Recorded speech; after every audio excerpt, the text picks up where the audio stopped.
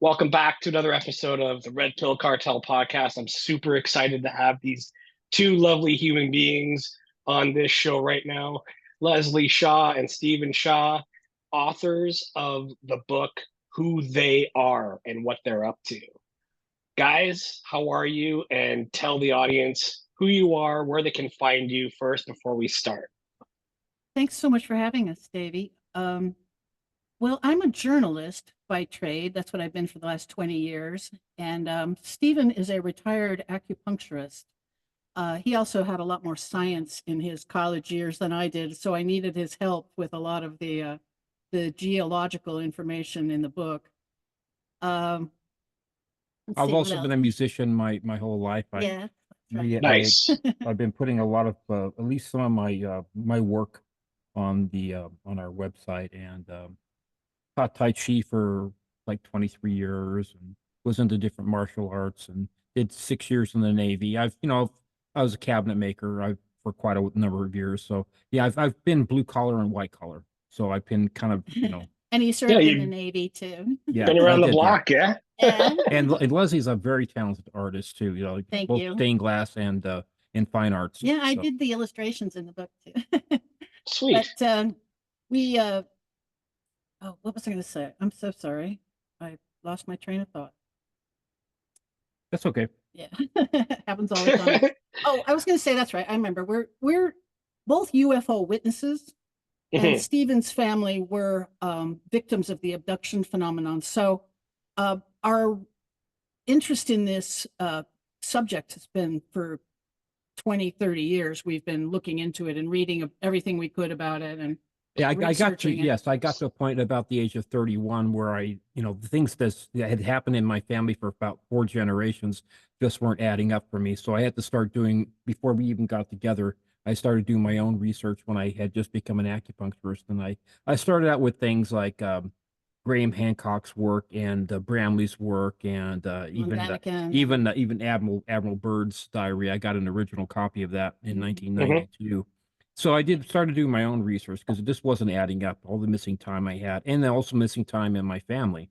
So, and then when we got together, Leslie was kind of jealous because she had never seen a I UFO. wanted to see one. I had already seen three at that point, and then when she saw her first, when we were together, witnessing it at the same time, that kind of sparked her interest in saying, okay, she only kind Yeah. of believed what I was saying, maybe about 95%, because Right. she hadn't had the experience. Seeing But believing. once she actually saw a legitimate UFO, then about 20 years ago, at that point, we started to, at least entertain the idea of writing a book. Yeah. And then, in the last couple of years, we finally did enough research and decided to put it together in a written form. Yeah.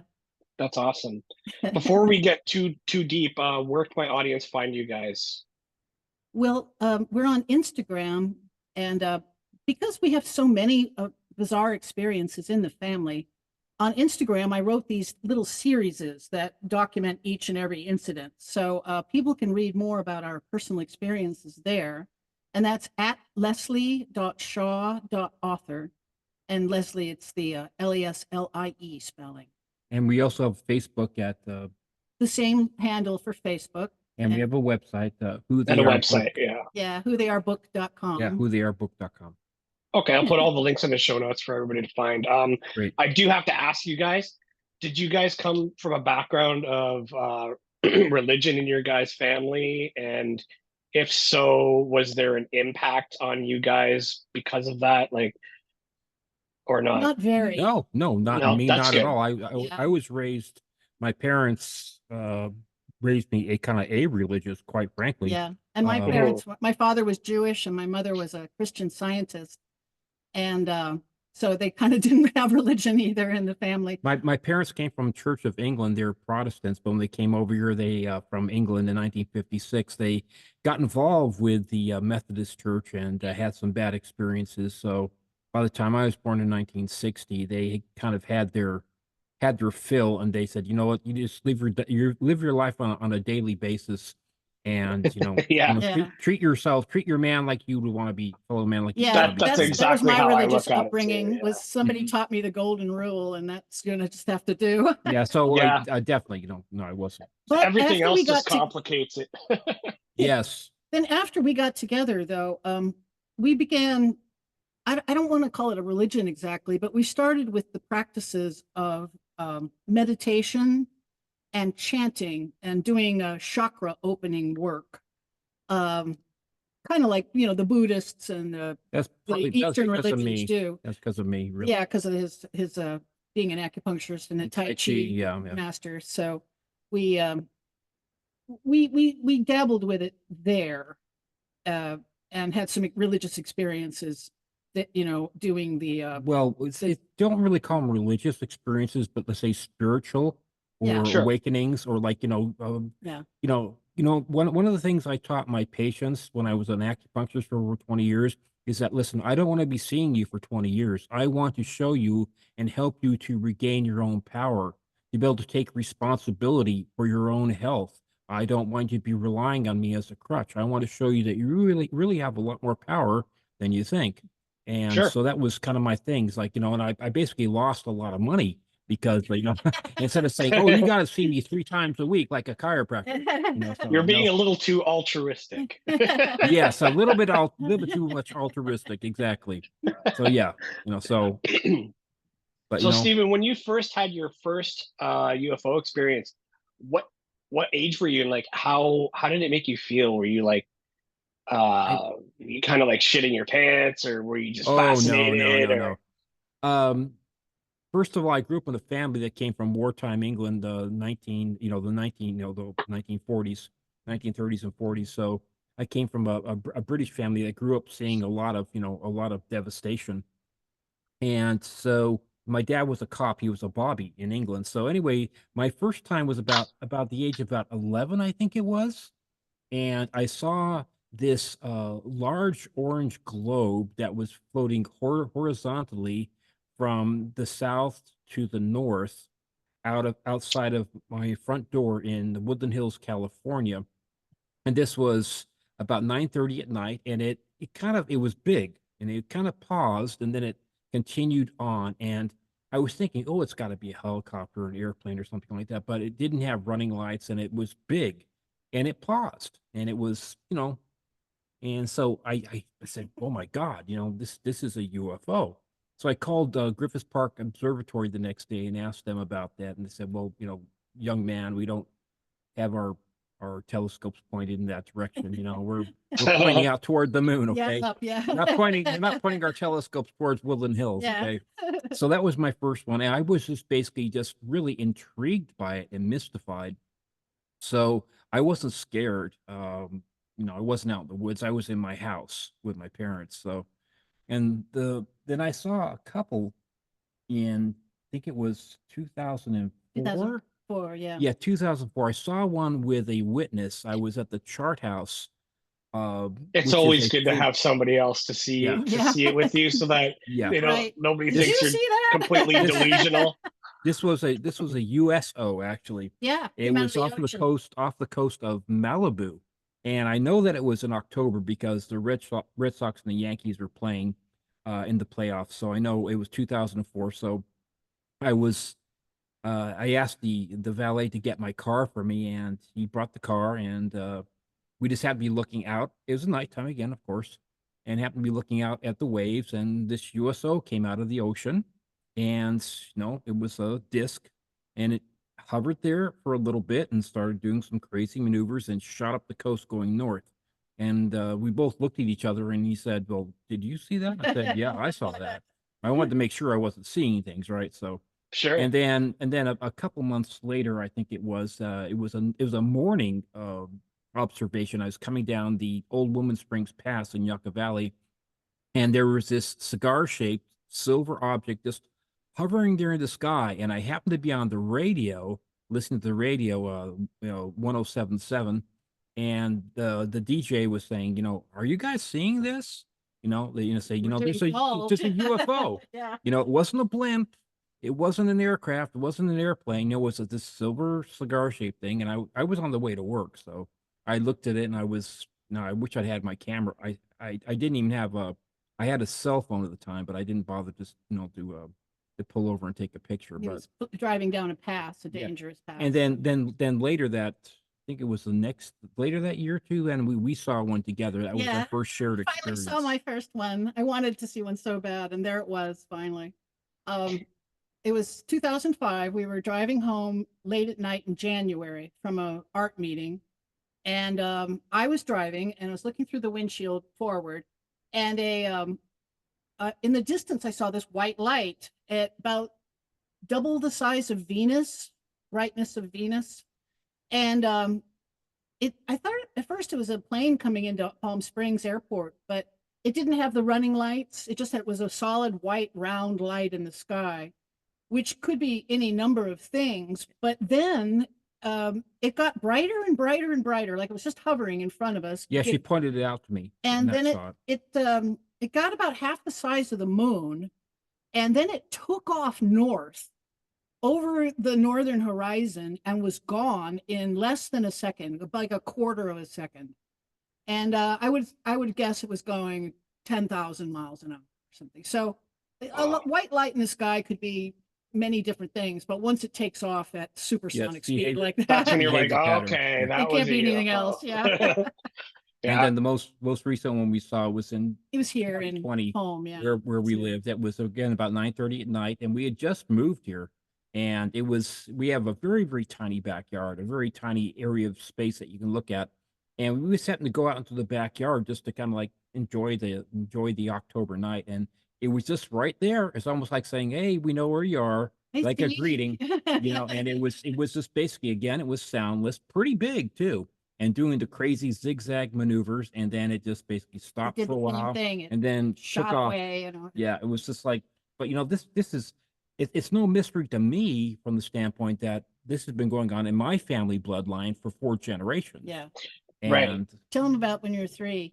oh, well, I guess, my first experience with what was called our family spirit guide, which is in our book in the preface, the introduction, right? Preface, whatever. Preface, yeah. It's called. I grew up as a child knowing about this family spirit guide or protector called O'Glegley that had helped and protected people, throughout multiple generations.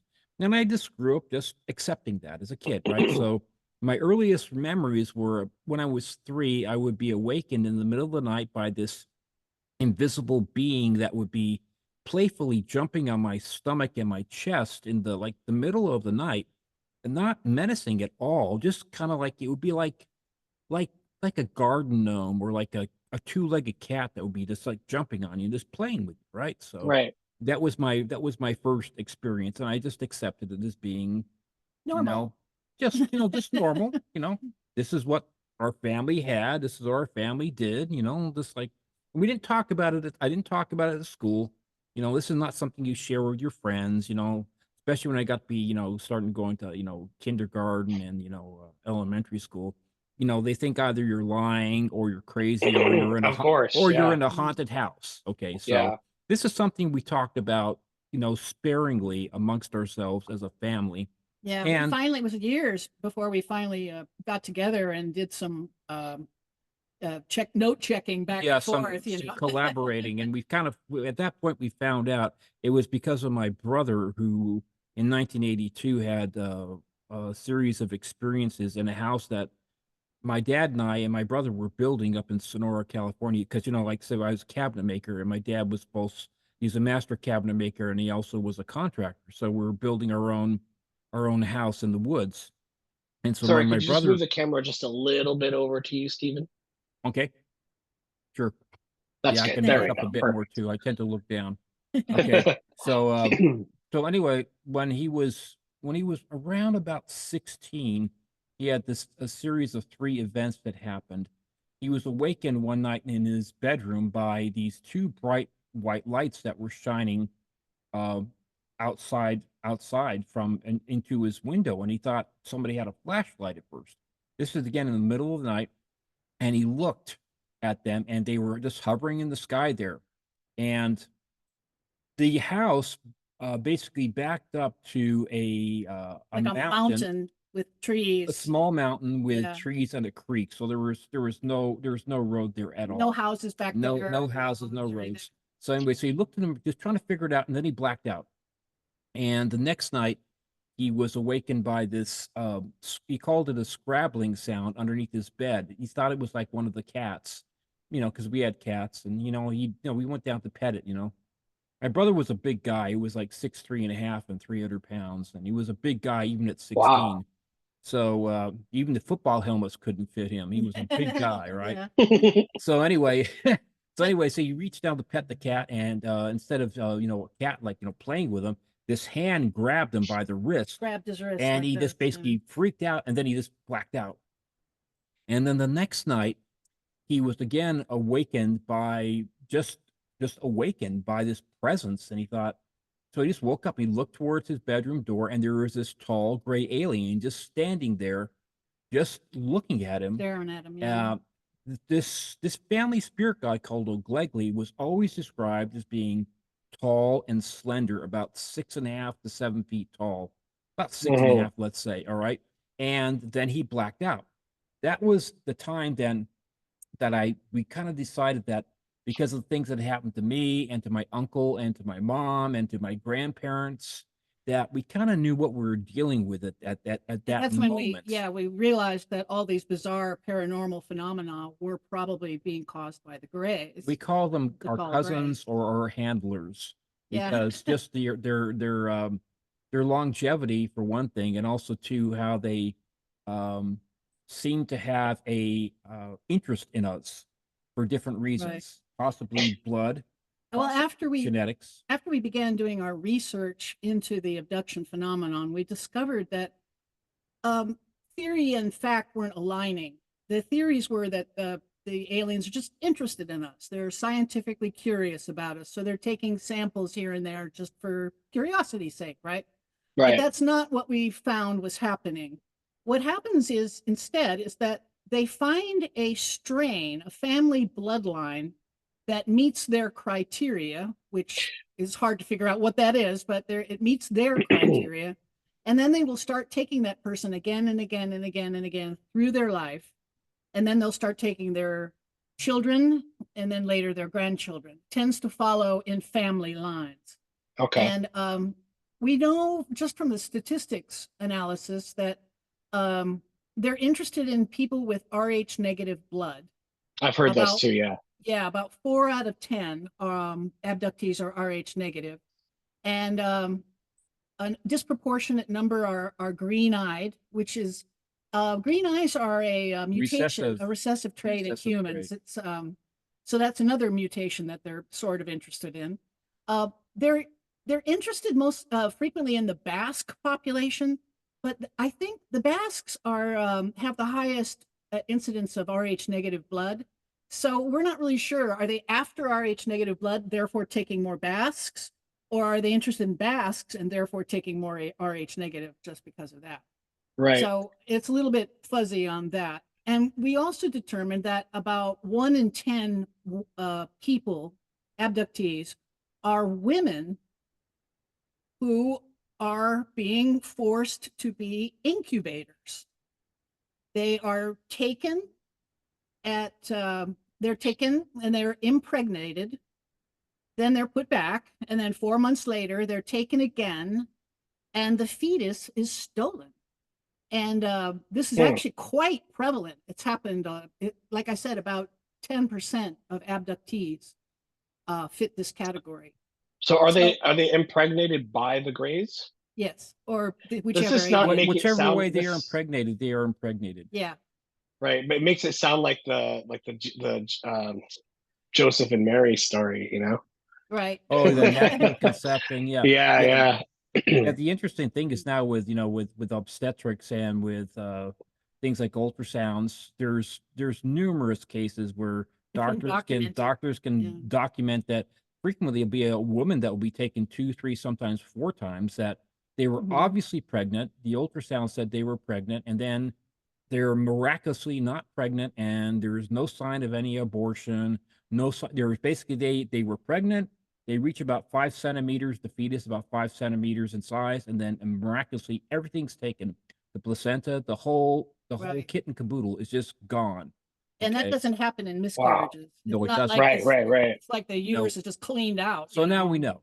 We know. So it really is happening, as strange as it sounds. Believe me, when I was researching this, I said, "Oh my God, I have to report this in a book." Are It sounds these mental, you know. benevolent or malevolent beings, do you think? No, they are opportunistic.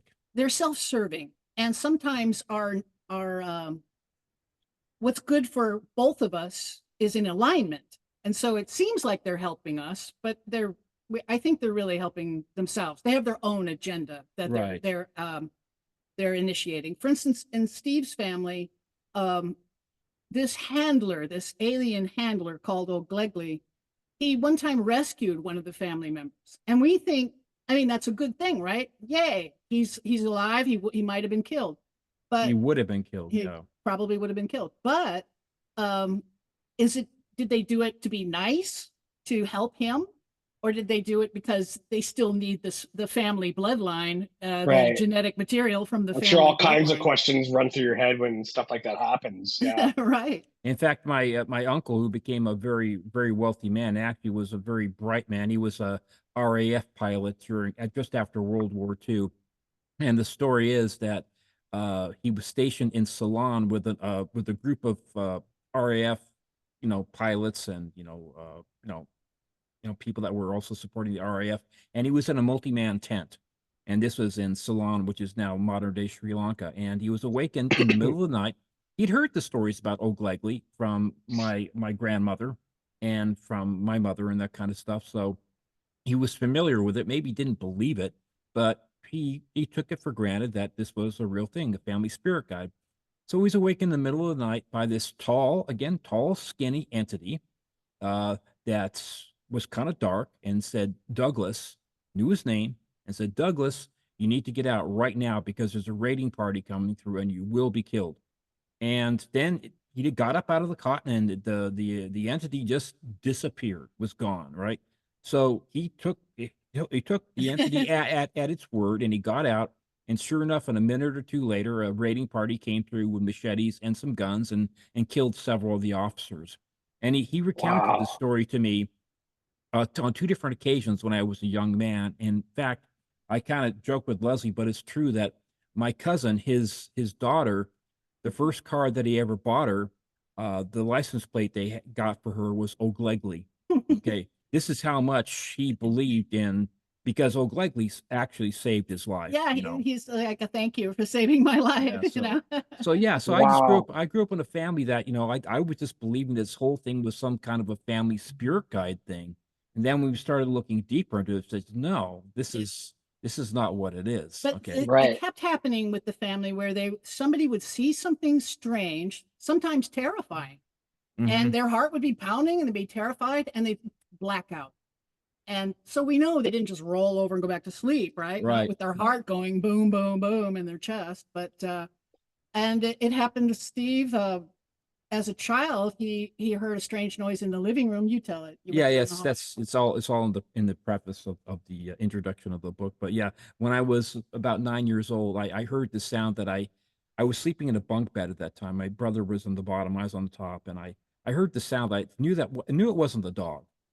I just said, I'm going to get up and kind of see what's going on here. And I was creeping down the hallway. There's a little light on in the kitchen, so I could kind of see where I was going. But I heard these really weird sounds, and my heart was beating, and my pulse was up, and I remember my eyes being like wider than usual, and I felt this like fear about what I was going to see, and then I just before I get to the corner, I just black out. I just don't remember, and then next thing I know, I'm back in my bunk bed, Mhm. probably a couple hours later, all nicely tucked in, and just kind of put it down to like, whatever. I just didn't know. And this blackout thing, the more we researched it, this is the signature for the alien abduction Of the experience. blackout. Yeah, this, Mhm. It's you almost see like something weird, blackout, and yeah, 2 hours later you wake up in bed. it's like the Men in Black thing with where they have that little pen. Yeah, You forget everything. Yeah, Mhm. that's so wild. Um, yeah, what do you have to say for the skeptics out there? Because I know I looked at the reviews on your book, and most of them were like, I was very skeptical going into reading this book, and then it just opened my mind completely. I was surprised by that. And the That's book's so Yeah, got cool. great reviews. and there were a couple there that you can tell they obviously didn't even read the book. Yeah. You know, Sure. saying That's everything always from going to happen. TV, it's always Yeah. going to happen. You know, Yeah, but Bullshit. Yeah. yeah, all right, those guys, yeah. those guys, yeah. But As yeah, I was so flattered when that for happens. the And that's what I really love about this is when somebody gets it, they really get what we're trying to tell them and they So for the Right. understand. skeptics here, you're asking about for the skeptics out there, Yeah. just read our book from beginning to end and use a Yeah. little bit of common sense. I mean, there is actually what I find a little nauseating in the field is that there is so much rabbit hole stuff out there that, people just want to like, I think partly is because so many of us watch like Guardian of the Galaxy and Star Wars and Star Trek and all this stuff about all this goofy stuff about about all these different races and what is their intention. I mean, obviously, their intention is they have a necessity. Why have they been following my family for 4 generations? It's Right. out of necessity. And it's just like, if you don't believe, that's fine. If you haven't had the experience, that's fine. I haven't never climbed Mount Everest, but I've seen it. I know it's Yeah, I there. trust it exists. Right. I trust it exists. Okay. So A lot of times people haven't really done any of the research necessary. right. If they just went online and looked up the 3 videos released by Luis Elizondo to the New York Times in 2017, the big article that he released. The Go Fast, the Gimbal, and the Yeah, Tic Tac. those 3 Mhm. videos are they're all over the internet, so they're easy to find. And if you know anything about those kind of radar screens, you can see that this thing is real and it's booking. This when it crossed the bow of the plane and took off during the Tic Tac incident, it was going at 3,200 miles an hour, clocked on their radar, and almost instantly appeared 60 miles away because how fast it's moving. And you can see the thing. It's a Tic Tac. It doesn't have wings. It doesn't have propulsion. It It's just like doesn't a have. capsule that goes, pew. Yeah. Yeah, it's like a lozenge, without any.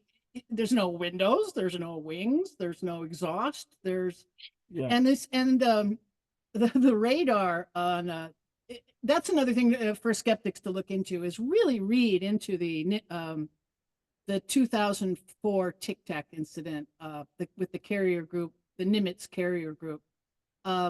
Out of San Diego, right? Yes, it was off San Diego, and the radar guy was he was actually on the Princeton, another ship in the flotilla In the area, yeah. and he first spotted them. He said there's a squadron of these things up at 80,000 feet. Now, 80,000 feet is space. You're Right. past the air, there's no more air up there. And so these things are in space, and it drops with only a second. It dropped from 80,000 feet to right above the ocean. And that's where they start picking it up on the cameras of Fravor and Alex Dietrich were the pilots that first saw it, and they couldn't. Their cameras were actually being jammed. They weren't able to take video. So the next pilots that went out, they went back to the ship, and the next 2 pilots that were deployed, Fravor, the pilot that first saw it, he told them, he says, "You're going to have to use the manual settings if you want to record this." And sure enough, that's what they did, and that's why we have a recording at all. They're actually able to jam our electronics. See, this is what makes me. This brings like so many questions into my head. Like, are they related to kind of like the cryptids at all? Because like Bigfoot, every time somebody tries to capture a Bigfoot, their camera gets all fuzzy, or Yes. every time someone tries to capture a UFO on video, it gets fuzzy or shaky, and like, do they exist interdimensionally? Are they frequency based? Are they higher frequency than us? Right. Are they That's what time we consider. travelers? We kind There's of so many consider questions. the things you're asking right now. That's what we mean by rabbit hole. Mhm. One thing I like about our theories is that it doesn't require any theoretical physics to exist. Not to that degree. Right.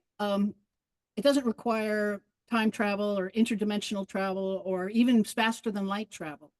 Our theories are that the creatures flying the UFOs in our skies right now are cousins to us. They're a branch of humanity that split away from us 13,000 years ago. And so they are us, and they live here with us on the planet. They're also spread out into our solar system. Our theory looks at the separation of humanity taking place with the Great Flood. Okay.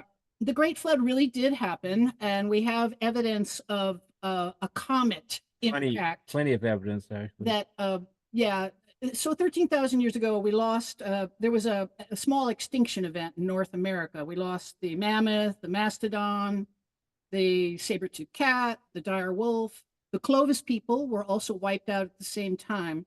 And now we know why, because they found in the soil, 13,000-year-old soil, they discovered nanodiamonds. And nanodiamonds they only form during celestial impacts. I do believe I've heard about this. Yes. Yeah. Yeah, either an asteroid or a comet. Meteor or comet, any celestial body enters our atmosphere and it brings dust with it. And this dust, superheats. And these little round diamonds, microscopic round diamonds form. So the soil of that era is riddled with these nanodiamonds, and the highest concentration was in North America, pretty far northeast area of North America. And it turns out the Younger Dryas comet did strike in the Lake Superior area 13,000 years ago. Well, 12,850 years ago. Yeah, it was called a different lake. I was just doing some research on it. It was basically, it went all the way almost down to Mexico and up into Canada. It was a huge ancient lake.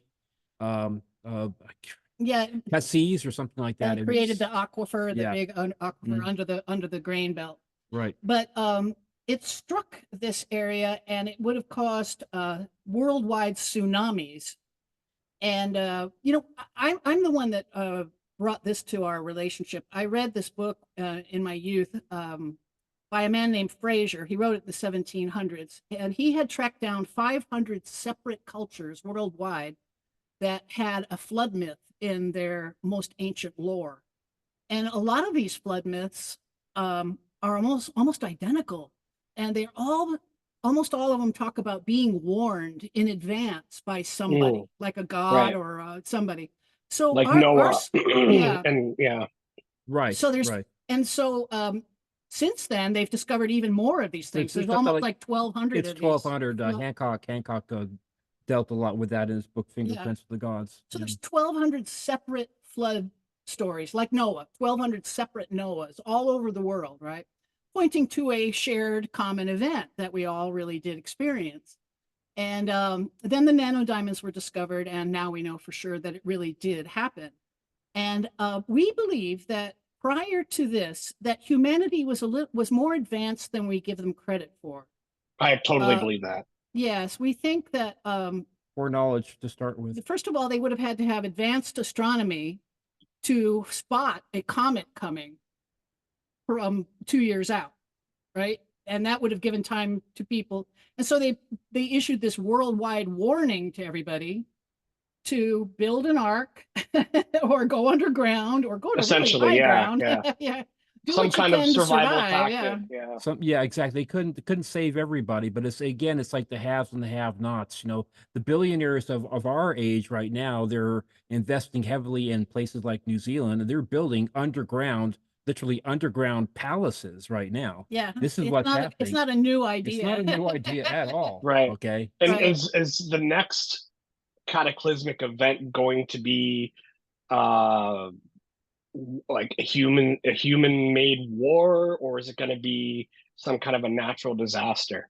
I don't know. I can't see the future, but I've been doing a lot of research into the past. I can tell you that.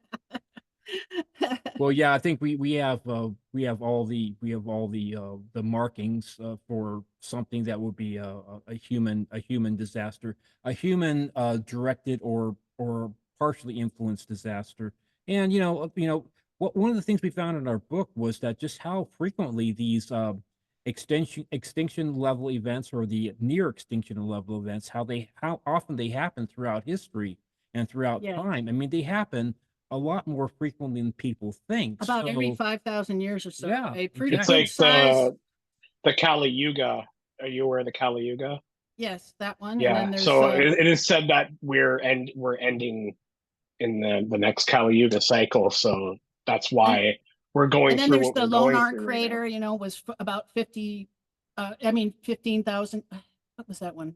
How many years ago? I forgot. Then we had Tunguska. That was 1908, whenever it was. Yeah, too, that That was 616. Russia, right? Yeah. yeah, an air blast in Siberia. Yeah. So I actually learned about that from a TV show called Three Body Problem. I never knew about that Oh, until I I've heard watched about that that show. show. I want to see it. Yeah, I've heard it was It's good. amazing. It's yeah, amazing. I first knew about Tunguska when I was reading this stuff like back in 1971.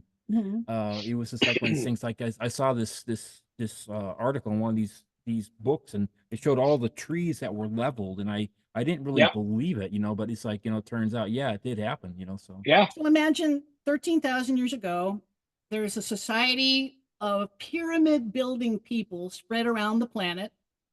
We don't know much about them because, frankly, they were almost wiped out to a man.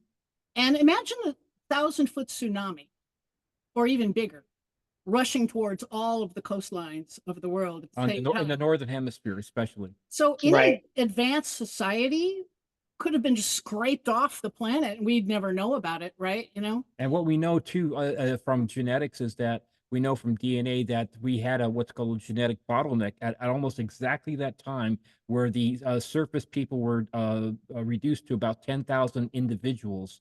So we had this huge bottleneck that occurred. So we were dramatically reduced in our numbers And our diversity after yes, that. and our diversity. Things such as like telepathy may have been a very common thing, just because it's only it basically gets down to an area of the brain. It's like a muscle that hasn't been used. If you never Right. do a pull-up in your life, you probably will never be able to do a pull-up. Okay. Yeah. Yeah. So, but there's some people that have a little bit more ability with telepathy. My mom Sure. and her mother and all the women in my family have been automatic writers. So they Contacted by old and white ladies. I've seen the exact, there's no way they could be lying. My mom Yeah. knew when her mother died in England, which was like 5,000 miles away, and she picked me up from school when I was 9 years old, and she was bawling.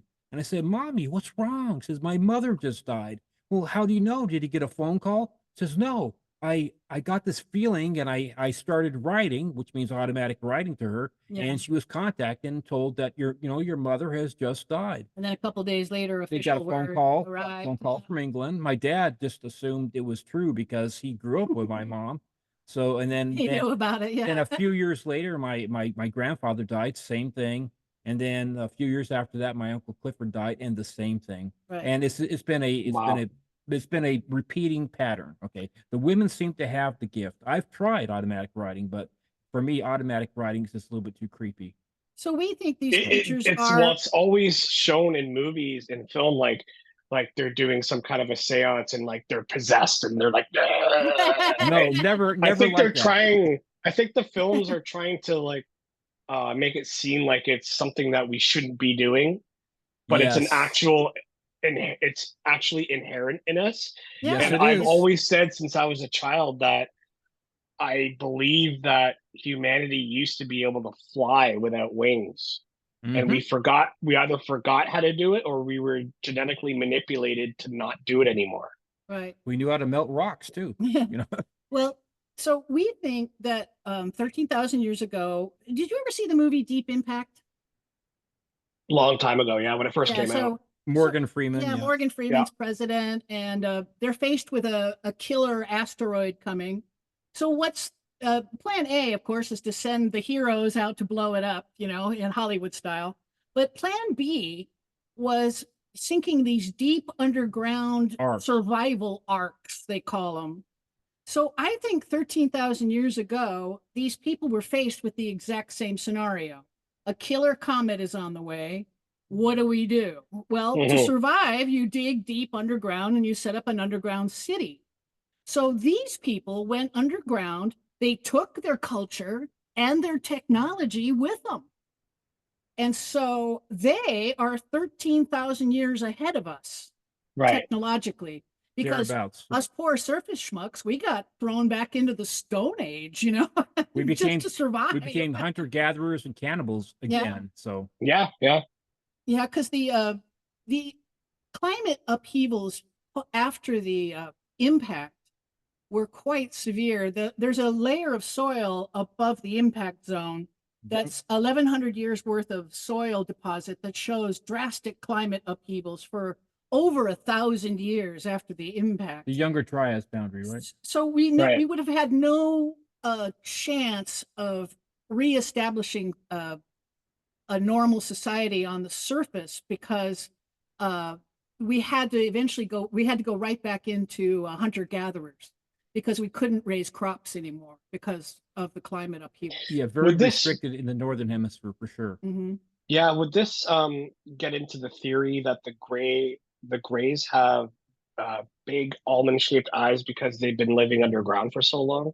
That's exactly what I think. I Mhm. mean, Okay. if you look at a gray, number one, they have more in common with us than we have with anything else on the planet. Including bonobos chimp. The chimp, you know, they don't walk upright. They don't stand upright. When they're frightened, they run on all fours and they take to the trees. But the gray aliens, and all the other alien types for that matter, they all stand perfectly upright. Guess who else does that? Us, right? We're the Mhm. only other ones that do it. To me, a gray looks like a human being that's been underground for 13,000 years. That's Their why I eyes got- resonate with that yeah. hollow Earth theory so much. Yeah. It's not exactly hollow, but it's got a lot of holes in it, big Yeah, caverns. we do Right. know, with more advanced, geological surveys, that there is a huge underground Ocean. subsurface ocean that supposedly has more volume than our surface ocean, which I find that hard to believe. But anyways, They say. it's absolutely immense, and Like a that body of is water under the water.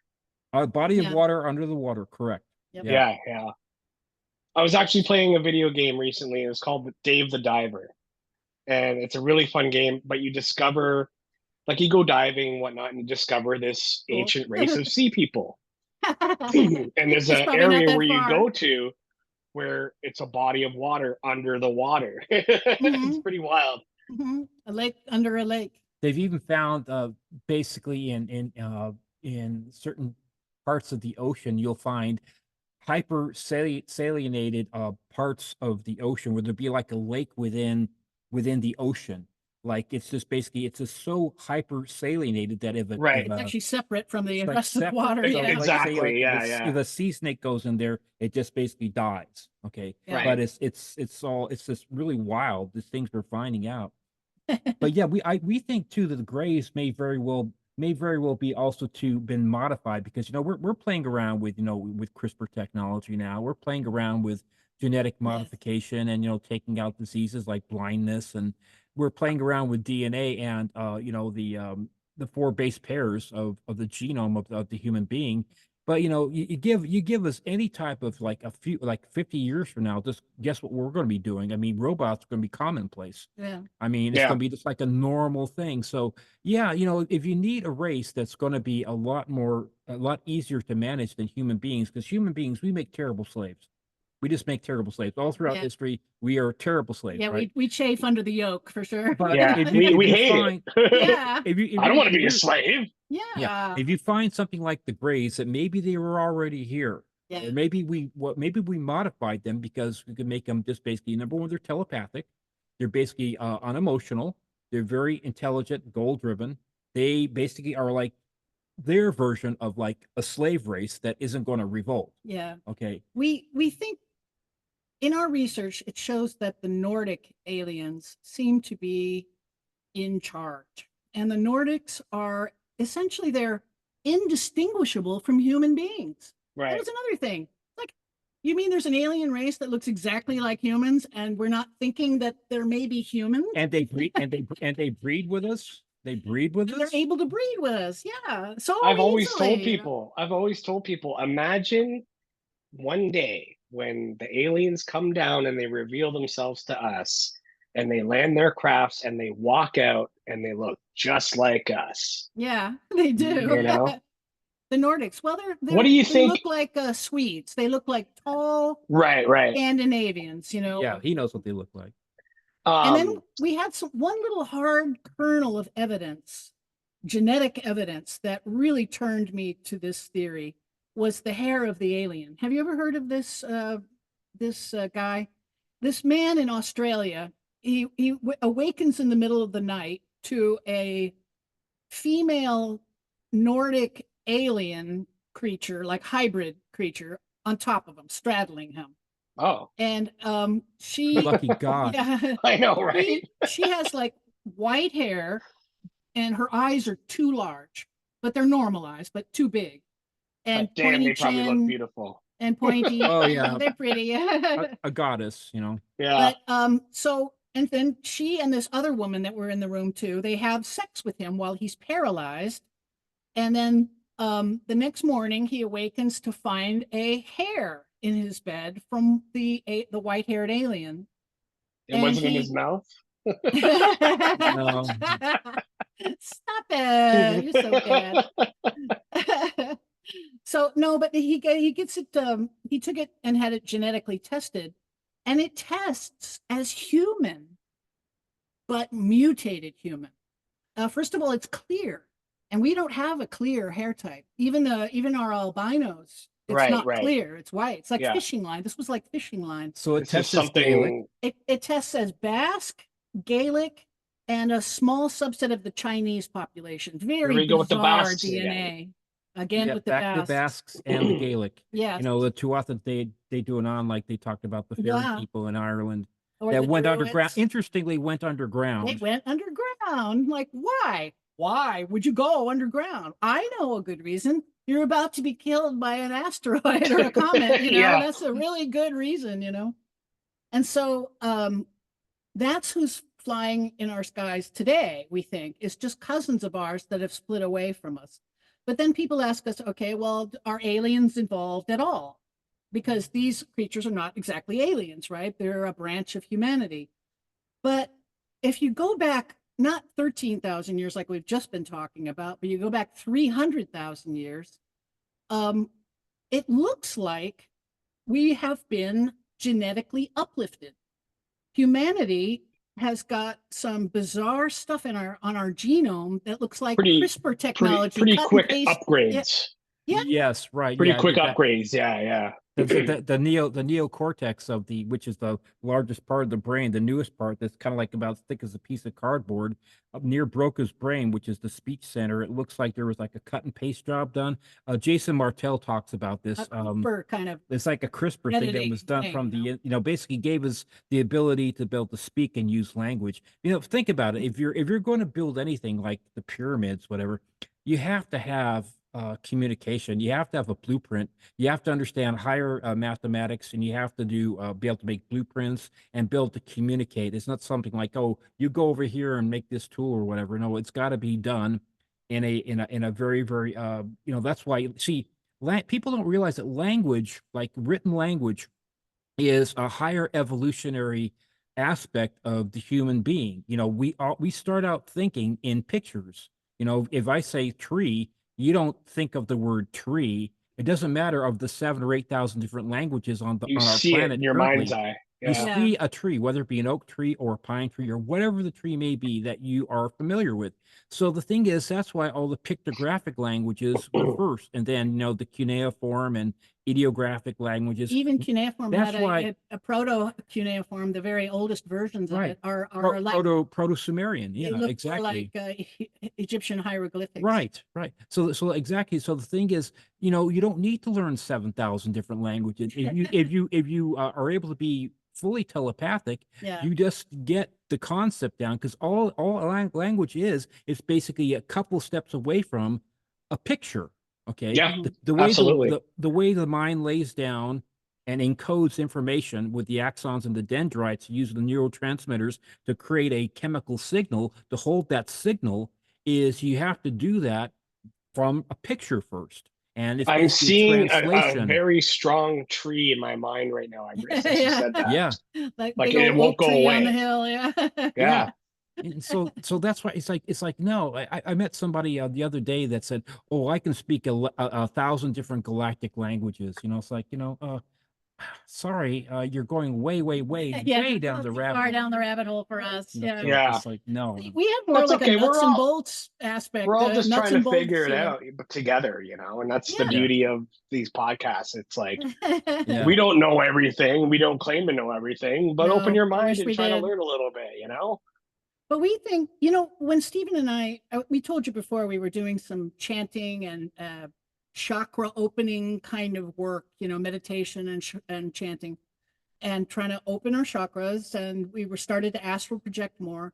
But also doing this work, we started to become more telepathic with each other, especially. hmm And I believe that telepathy is a human birthright, hmm but it has become atrophied like I in was us. like I was saying, you've never done a Same with pull up. astral projection, Yes. because a Yep. lot of people will instill fear in you by saying, "Oh, if you go out of your body, you're going to bring some demonic entity back," and this and that. They Yeah. try to make it so that you don't practice it.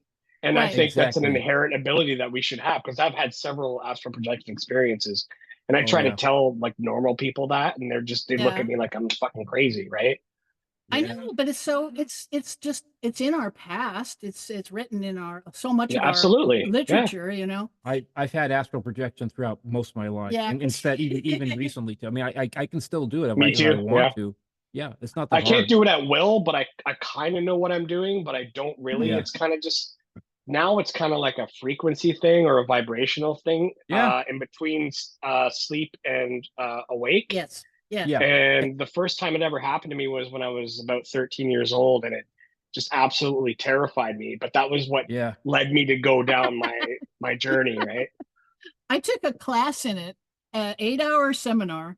Yeah, we That's did. wild. Yes. And then we went home, and that night I popped out for the first time. And I popped out of my body, and I was only 6 inches away from the cottage cheese ceiling above me, right? And I was so surprised that I went, wow, and slammed right back into my Boom, body right back so in. hard. Yeah. I Yeah. jumped into bed. I slammed in so That's what it hard. was like for me the first time. The first time for me was I came out of body and everything was black and white. I could see black and white, and I could hear my heartbeat really loud, and I could hear what sounded like radio static, Yeah. high Yeah. pitched radio static. And I was going up towards the stairs and up around the corner. And then I was like, no, no, no, no, no, no, no, this is too scary. Boom, right back in my Bam, body. right And I was back. like, Were you whoa. were you floating feet first, or were you upright? I was upright, Okay. like standing, kind of like just Yeah, levitating floating and like floating. Yeah. I should probably tell you about that story because you haven't read the book, right? But No. it's in the things that happened to me when I was 18, Yeah. and Wow. this was experienced by all members of the family, all 5 members of the family. I think he's still recording, so go ahead Okay. and tell your story. I'm Okay. still here. I just had to let my cat out the door. Okay. Okay. So, anyways, this is in January of 1979. I was a cabinet maker with my That's dad, and the year I was born, the year of the Lord. okay, okay, there you go, there you go. So, anyways, the first night, what started with my dad at breakfast time telling me that his closet doors had opened and closed on him during the night, and I just kind of I didn't think too much about said this said okay, dad. The next night, at this point, I was beginning to study Tai Chi, and I was into Paramahansa Yogananda's work, Autobiography of a Yogi, and that kind of stuff. And I gave him this little booklet to read about Paramahansa's metaphysical meditations. And about 15 minutes later, he came into my room with this puzzled look on his face. Remember, this guy was a Bobby in England. He was a No nonsense. grew up Yeah. grew up in wartime England, right, as a kid. So he said, "Stephen, I'm hearing a silver bell." What's And all this then? myself being a lifetime musician, said, "Okay, Dad." So I went to the living room, and sure enough, there's a silver bell being rung, and it's coming from inside the wall by the fireplace, not in the fireplace, but in the 2x4 wall. And so we're just like looking at each other, like, what the hell? And so we got my sister, who was 5 years younger than me, and wanted to really have nothing to do with this stuff. And so she said, "Where's that bell coming from?" And we all heard the bell, and it was in the wall, and we were pounding on the wall, trying to looking up the flue, looking up the chimney, and went on for a good 10 minutes, and then it stopped. Now, the next morning, my brother and my mom were living in the house that we're building up in Sonora, California, which is 350 miles north. And we always talked every morning just to stay in touch. And she said, the weirdest thing happened last night, Jeffrey, my dad. He said, about 9 o'clock at night, I heard this ringing and I picked up the phone and there was this voice on the other end, the male voice saying, something like "I am the invisible on Beachy" or something like that. We still don't know what that And is. I have no idea what that means, right? But I got my brother on the phone, who was Sounds like 6 years younger than me. like a great like Harry Houdini kind of figure. Yeah, right. So anyways, this is 350 miles away, happening at the same time, right? I talked to my brother. My brother said, "Stephen, the phone didn't ring, but she did pick up the phone, and she swears that there was this voice." But it happened exactly the same time when we were hearing the silver bell. Okay. Now, the next night, I was sleeping in my bedroom again, and I was awakened by a whizzing sound in the ear, kind of like a whoosh, whoosh, whoosh. And I thought maybe it was a bug or something like that. And I looked down the hallway and nothing there. So I went back to bed and laying on my left side. And then the base of the bed gets pushed twice, like a gentle shove, push, push. Living in California, I thought, well, maybe it's an earthquake. So then I try to go back to sleep again, and then it gets pushed a little stronger. And then a third time, a lot stronger. And then I get a tap on my right shoulder at the deltoid going tap, tap, tap 3 times, just like an index finger. At this point, I'm getting annoyed and thinking, is somebody playing a joke on me? And I'm scared. I'm annoyed, scared, and confused. And I rolled over and said, "What?" And I could tell there was something there, and I couldn't quite see it. And then I just black out. Okay. Now the next night, I said, I'm not going to sleep in that bedroom. I said, whatever's happening, I'm not going to sleep in that bedroom. So I decided to sleep in the living room on the couch. I went to sleep in my work clothes, and about 5:30 in the morning, I woke up. It was dark. Looked at my piano, think about what I was going to play that day. Listened to the little fountain in the other room, and so I was awake. I wasn't in any dream state, and from behind me was the front door. I'm sleeping face upright. I'm looking that way.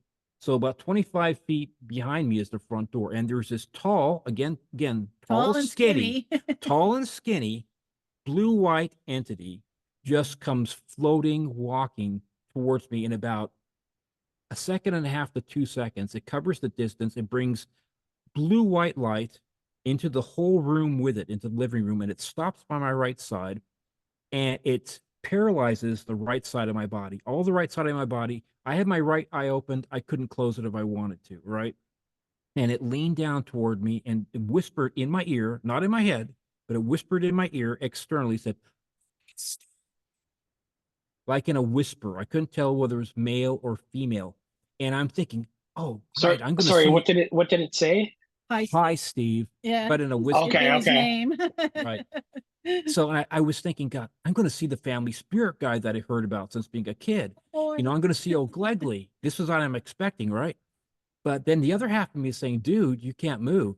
So 50% of me was like really excited. The other was scared. So I couldn't move. And I guess maybe it picked up on that or something like that. And after like maybe 5 or 10 seconds, it basically left the way it came. It took the blue white light with it. And then I black out. So the thing is, I told my dad about it at breakfast, but this is a couple hours later. So 11:30 rolls around. I'm getting hungry for some lunch. So I told my dad, I'll just go down to Jack in the Box and get us a couple jumbo jacks. And I reached into my right-hand side pocket and I pulled out the coins that were in from, what I slept with. And all the coins are all magnetic. Okay. These are standard American coins. Okay. And my dad and I could pick up the coins by the edges, by the face. It didn't matter. I had a couple nails in there too, some 6-penny nails, but everything was magnetic. This is 6 hours after it happened. And this is supposed to be impossible. American coins are specifically designed to not become magnetized so that they can go in vending machines and, Right. Right. So, this is 79, so we didn't have cell phones, and we're workmen, right? So I didn't all this weird stuff was happening. So I thought, what's going to happen tonight? So the next night, my dad was awakened by this. He saw this wall of blue white light coming out of my bedroom. It was like all out of my bedroom. And he thought, I'm going to get to the bottom of this. So he was getting out of bed like What's all this what's then? all this thing, yeah. And then for him, he said a voice inside his head said, Jeffrey, relax, just go back to sleep, nothing Everything's to worry fine. about. And that's exactly what he did. And I have no recollection of that at all. That blue white light, I have no recollection. The night before, when my coins were magnetized and the entity, who said my name and magnetized the coins, I have recollection of that. But what happened after that was that I felt that I black out. So sorry. So that's why, when I got about the age of 30, 31, I wanted to start to find out what was really going on because it Sure. wasn't making sense. And You we know? started checking in with the other family members and hearing some of their stories and putting two and two together. But when you yeah. have physical manifestation Yeah. where you actually have coins that are magnetized, it's not like this seeing a UFO in the air. When you have something that basically Yeah, that's, that Something paralyzes that's you and then tangible, yeah. magnetizes you, it's something tangible. And So we assume that during his abduction, he was taken aboard a ship where he was exposed to a very powerful electromagnetic field of some kind. that- I don't really know. I just know what the effects were, and it was absolutely. So I don't know. Yeah. I may have kids that I don't even know about, quite frankly. If they're stealing my semen, Like they steal women's eggs, Yeah, that's what they're after when they take Gene people. Simmons probably has like 100 illegitimate children somewhere, right? You're like a UFO rock star here. Yeah. So Yeah. that leads me to a question. If they are us, why would they abduct us and, experiment on us? Why would Well- they do that? If they already know, like if Yeah. we assume that they are us, why would they experiment on us as They like can- kind they of can- quote we have- unquote lower we have a f- beings? We have a few different theories on it. Yes. But one of them is that, okay, this breeding program, we think it could be them trying to infiltrate our society Or reintegrate. or reintegrate with our society, possibly. But their main goal, this is, in our book, it says who they are. We've told you who they are, but what are they up to? What they're up to right now. What's their agenda? Yeah. They're trying really hard to have us give up our nukes. They don't like us having nukes. And of course, that leads back into our theory. Why would they care? They live here. And that's why if we blow up the planet, we're going to kill them too. So they, as soon But do as they we have a nuke- place to go if we do? They already live here. They're underneath. They're- They they're have underground. vast or cities. are they interplanetary as well? They could go other planets. We do right? think that they have bases on other bodies in our solar system, but they're not coming. We don't believe they're coming here from distant solar systems. No. So, but they might have bases on Mars. We think for sure they have a base on the moon. Dark side of the moon. Yeah, and there's been a structure discovered Floyd. on one of Mars's moons, Phobos. So they might have a base there as well. But so in that one way, yes, they're extraterrestrials because they might be coming here from Mars or from the lunar base. But we believe that they're, like I said, they're cousins to us and mutated humans. And the hair of the alien proves it. Genetically speaking, it's been proven. And also, too, their interest in our cows and our livestock, like sanguinating and taking the sex organs and things such as that. We think We they have believe parts, that, right? yeah, exactly. We think that they probably living underground in their vast cities that they have, that in fact, Admiral Byrd talked about that in 1947. Yeah, Operation High Jump. Right. That they may very well have become less viable having lived underground. There's probably less of them than there are of us. I think we're kind of an experiment that kind of got out of control. And now we learned how to split the atom in the 40s. And people don't realize, you know how many detonations there have been of nuclear weapons since the 1940s? Right. You know how many? 2,000 plus. 2,000 detonations be done subsurface, underwater, and air detonations. And if you have a race of us, basically cousins that are basically more advanced and less barbaric than we are, because we're pretty barbaric, right? They call They us don't. They barbarians, call us actually. barbarians. They don't really want to deal with us on a regular basis. They're, if you take human beings, we're pretty adaptable, right? So if you have like a couple of generations that grow up subsurface, the surface will be kind of scary. Yeah, Okay. they've So created a race of agoraphobes, down below, Mm, yeah. where they're terrified of the sky, probably. yeah, so it's not a bunch of people, a bunch of entities coming from the Pleiades and Arcturus and that kind of stuff. Because number one, in fact, one of our friends, a really good friend who was studying to be an oceanographer, okay, she turned us on to a couple of books that we were reading about the about Seaweed. seaweed and algae, and about what they are actually, okay, and how they come to be, and how all life on the earth comes from the building blocks of that on the way upward. And even it's like the old War of the Worlds movie about like a cold takes out the Martians, they get a cold and basically it kills them. Hmm. The idea about aliens coming from other planets, And being able to just being able to move just on come to over another here and just planet. come onto another planet, it doesn't make any sense No. from a biological standpoint, because the smallest thing is what we all have in us, because we actually grew up on this planet. Yeah. Okay. And so the smallest thing can take out anything. Okay. We've paid for our We residency paid for our residency by here. living here Right. for millions of So years. it's not like putting on a spacesuit or Right. basically whatever. It doesn't work that way. The smallest things are what make the biggest impact. So And if we seaweeds are did go to another planet, a living planet, like not Yeah. like Mars, but that had life on it, that life would instantly try and attack us and kill us. Right, Because exactly.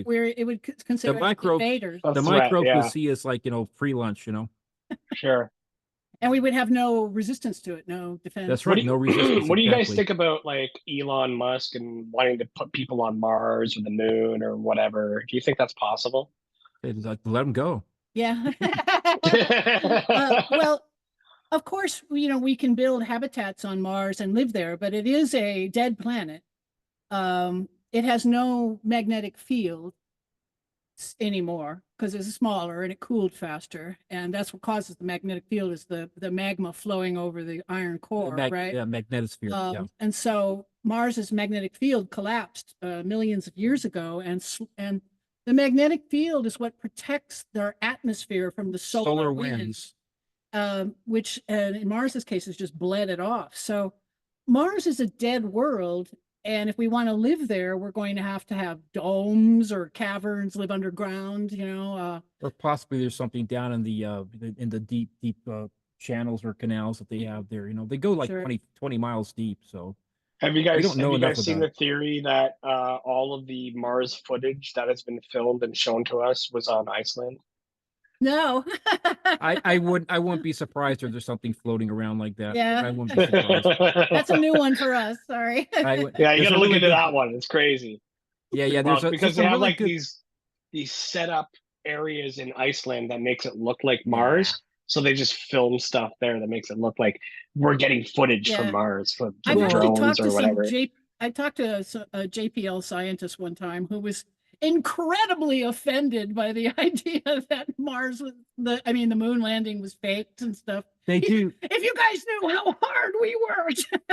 They do Ah. training. They do training in the most hostile environments, like the Atacama Desert and Iceland, like that. To even like to try and simulate of course the harsh harsh environment. Yeah. Harsh And environments, so yeah. yeah, right. I mean, you have to train for anything before you do something. You have to train for it. So it doesn't Yeah. matter what it is, whatever skill it is, you have to train.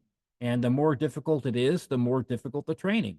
And so this stuff is like, it's just basically it's weak science. It's not even science. It's just basically this, oh, I heard this, I was like, really? Okay, all right. Yeah. All right, sure. So do you guys believe the moon landing wasn't faked?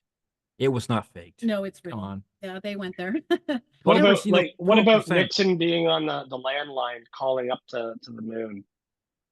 Like, how is that possible? Oh, I don't know. He did it to the not the lunar. It was did it to They Michael must have Collins. patched it in somehow. Yeah.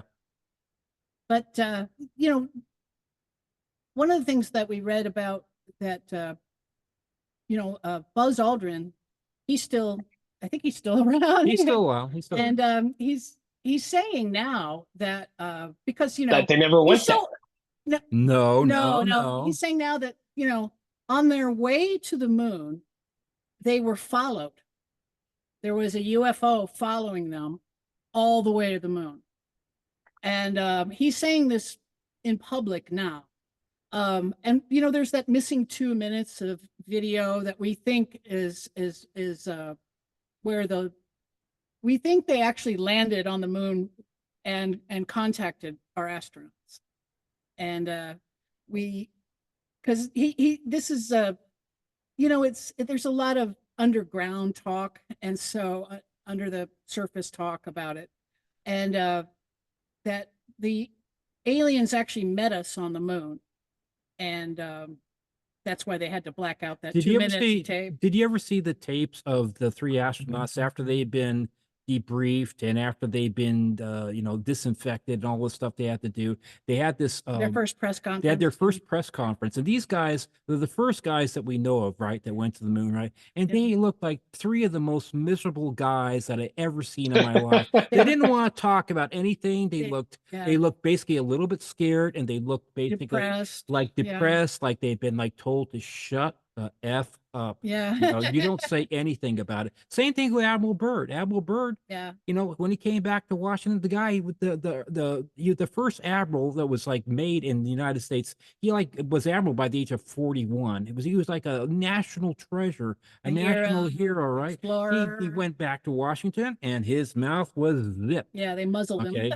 It's like, it's just like, it's just too easy to say that, it was all faked. I mean, 35 million people in America still believe that the earth is flat.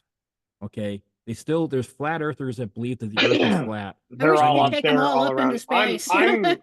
I'm not married to either way. I have an open mind, so I take a neutral stance on it. But what about Admiral Byrd and the ice wall thing? And, what are your thoughts on that?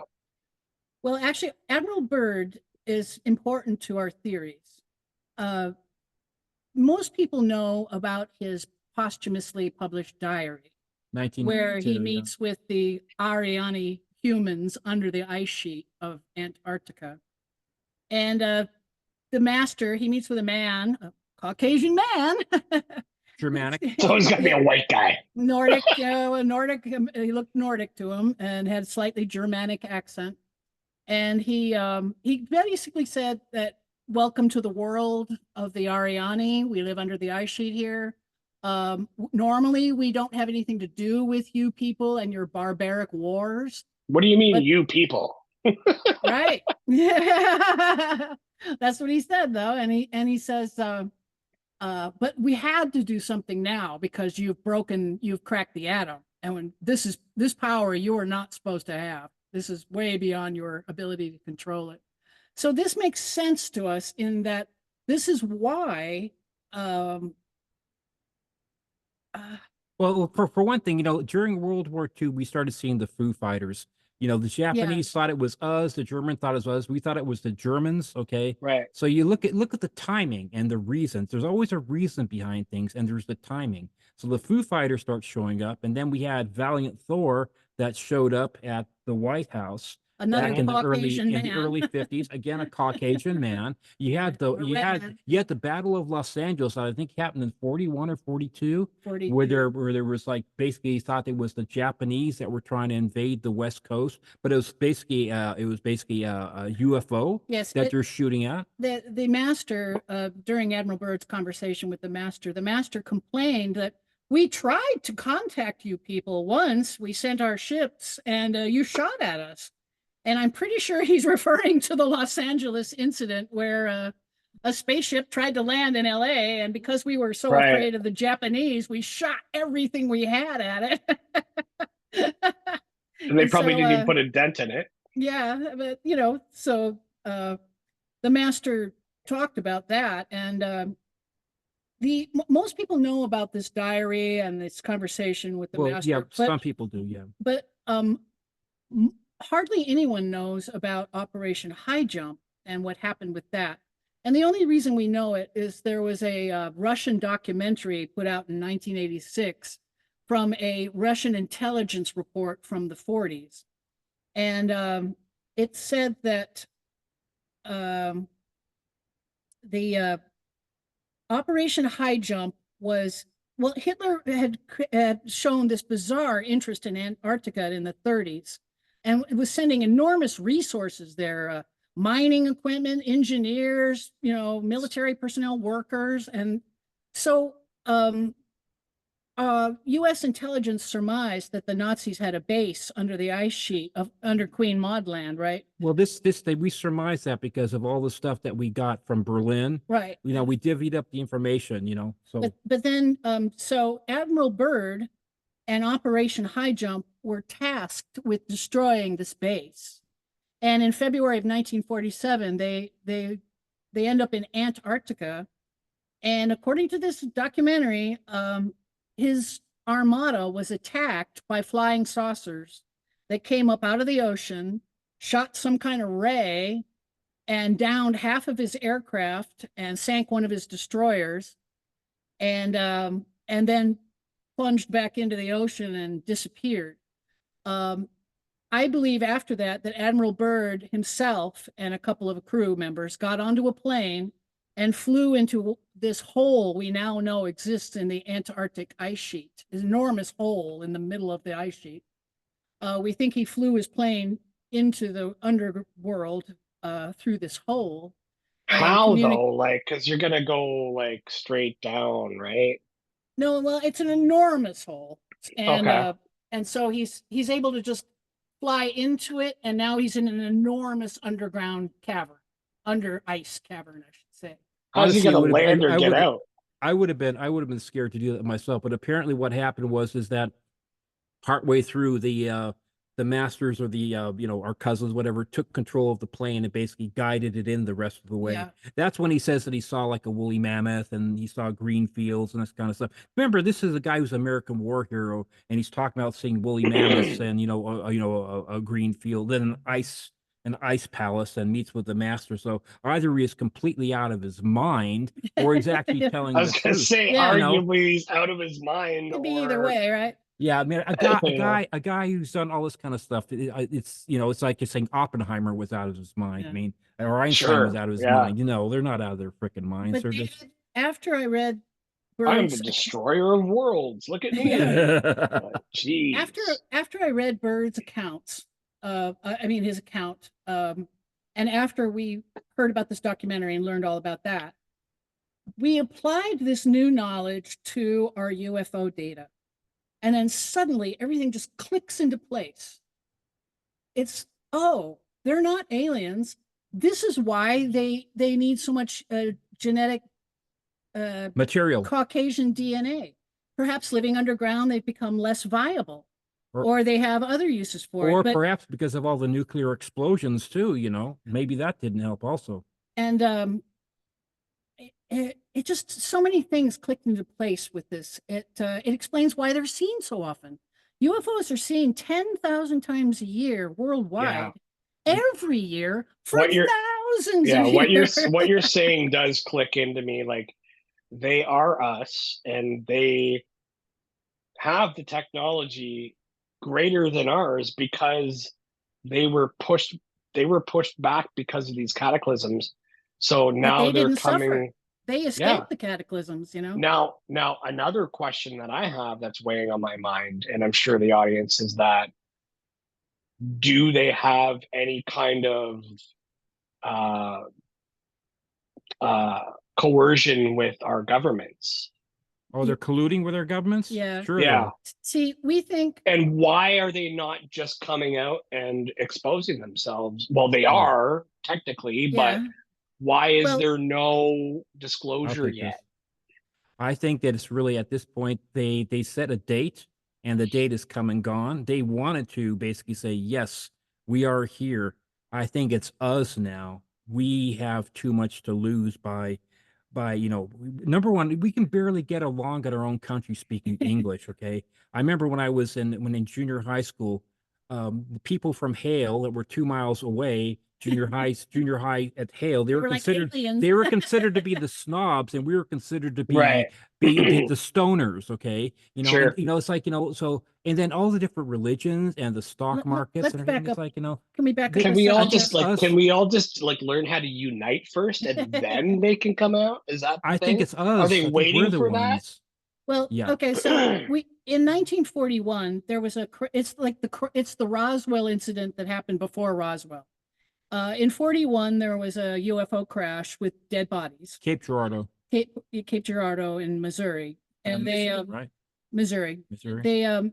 They it didn't hit the media. They were able to keep it under wraps, and they took the craft and the dead bodies to Wright-Patterson Air Force Base.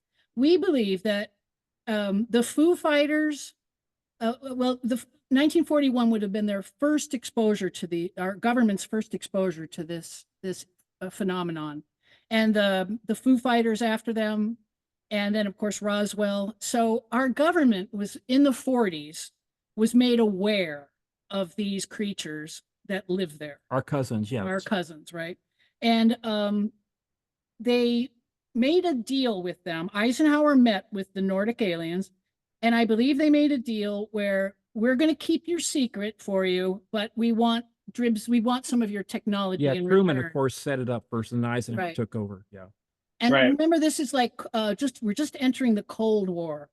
Yeah. So they were highly motivated to get their hands on some of this advanced technology, right? So I think that, and they entered into this evil pact with these cousins of ours saying, okay, you can take as many people as you need, abduct as many people as you need, and we won't tell anybody about you, but we want some of your technology. And so now they can't admit that they ever entered into this unholy pact, with these creatures that are stealing Americans out of their beds and stealing their DNA and stealing their babies away. Sometimes these women report losing 4 children to this. All of their children just stolen away into the night. They're treat. Sorry, the fact that you use the word unholy. I think this is why a lot of the Christians would say like these beings are demonic and stuff like that. Like, yes. What are your thoughts on that? Like, Actually, are there? I guess they do still have good and evil people amongst their society, right? Sure. Oh yeah. But when I say unholy, I didn't really mean it exactly in that way. But we do think that the succubus, the incubus, and the demon mythos and the vampire mythos all comes from the alien abduction phenomenon. Mm-hmm. I've had my experiences with succubus, paranormal encounters when I was a child. Really? Disembodied voices in my house. I've had that many times. Yeah, 3 times. 3 very significant times. And the third time, like you, Stephen, somebody heard it with me.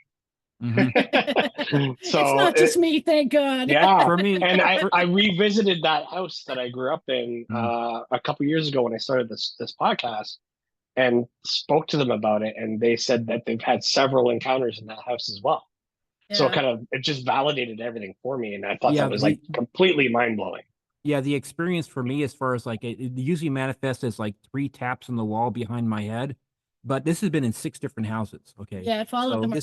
And it's followed the family from Germany to England to California.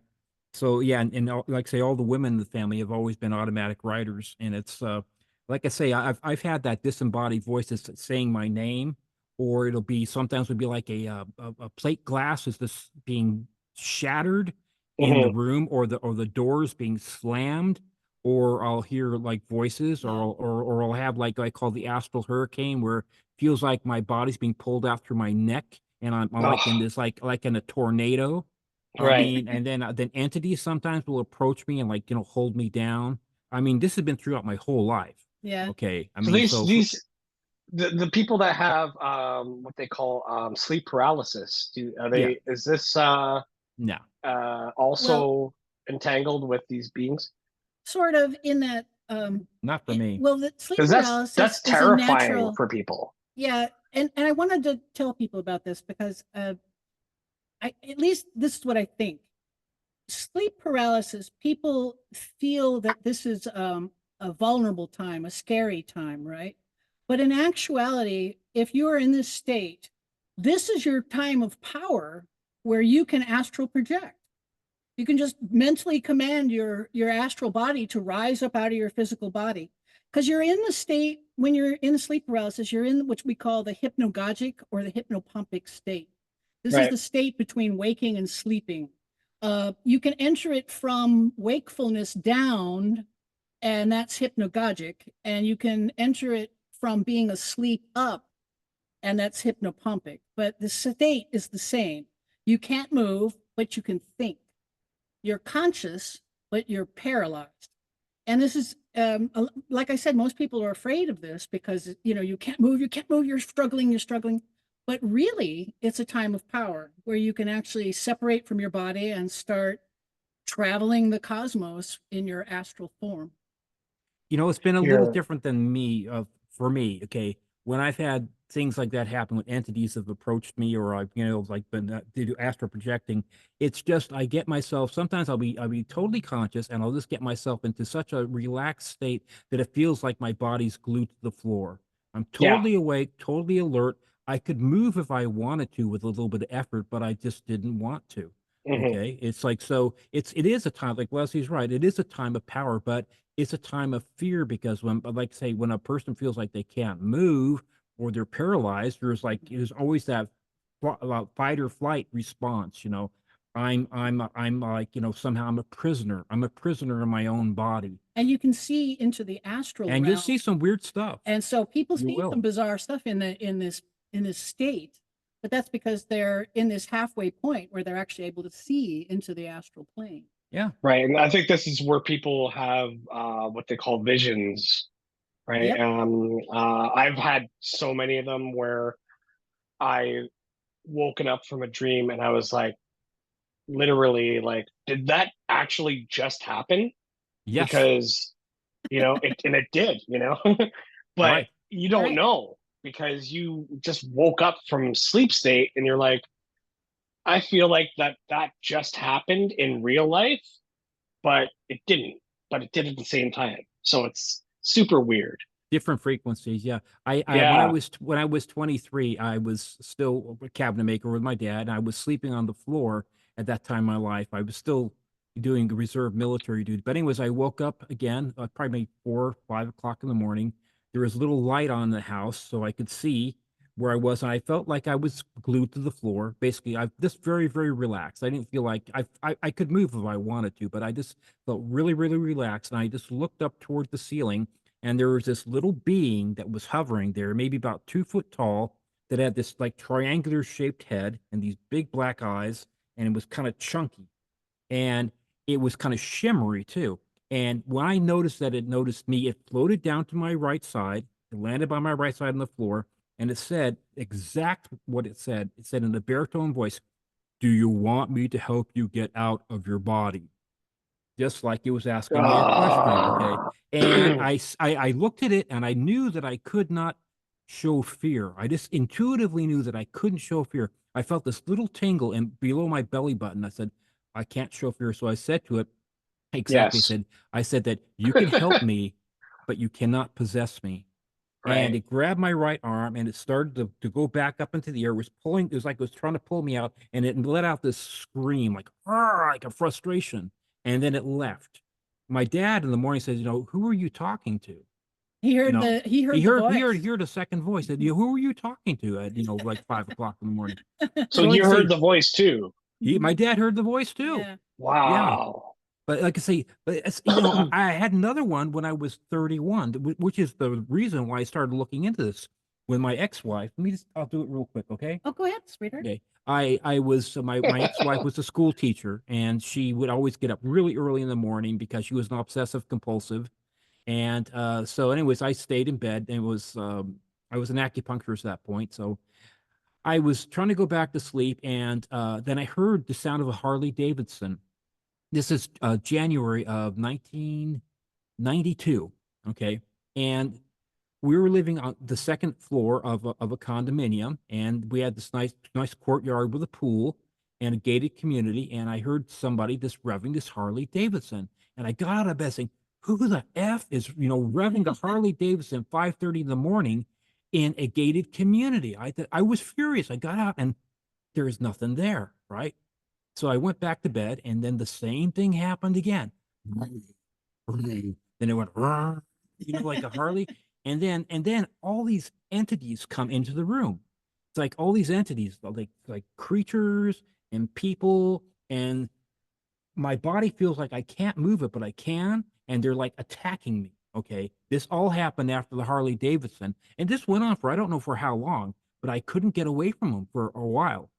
Later, I heard my mom before that, my mom and my dad had a similar situation happen in the other house that had to do with something else. But anyways, when that happened, I felt completely drained. I thought, am I losing my mind? All these entities just came in here, and I'm hearing things. Harley Davidson. My ex-wife didn't want to hear anything about it because she was going to school to teach.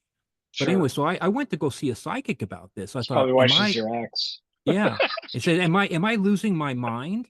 It's like, but it's like, yeah, but I've had this throughout my entire life. And it's like, if you get punched in the face 1,000 times, 1,001 doesn't really mean very much.